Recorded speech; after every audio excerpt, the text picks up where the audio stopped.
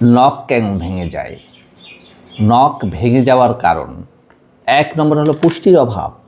যদি পুষ্টির অভাব থাকে, বিশেষ করে ভিটামিন, জিঙ্ক, আয়রন, বায়োটিন এগুলির যদি অভাব থাকে, এরপর কারণ হলো যদি নখ ভেঙে যেতে পারে যদি দীর্ঘ সময় ভিজা থাকে, দীর্ঘ সময় ডিটারজেন্ট বা সাবান এর সান্নিধ্যে ভিজা থাকে নখ, হাত যদি ভিজা থাকে তাহলে ভেঙে যেতে পারে।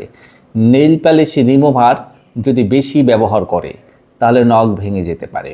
নখ যাতে ভেঙে যেতে না পারে সেজন্য প্রচুর পরিমাণে পুষ্টিকর খাবার, বিশেষ করে শাকসবজি, ফলমূল, কলিজা এগুলি বেশি খেতে হবে, ডিম খেতে হবে, কলা খেতে হবে, পালং শাক খেতে হবে। এগুলি খেলে এবং নেইল পালিশ রিমুভার বেশি ব্যবহার করা যাবে না। দীর্ঘ সময় হাত ডিটারজেন্টে ভিজিয়ে রাখা যাবে না। আয়রন সমৃদ্ধ খাবার প্রচুর খেতে হবে, কারণ আয়রনের অভাবেও নখ ভেঙে যেয়ে থাকে। তাহলে নখ ভাঙা থেকে রক্ষা পাওয়া যাবে। আশা করি এই তথ্যগুলি আপনাদের উপকারে লেগেছে। ভালো থাকবেন, সুস্থ থাকবেন।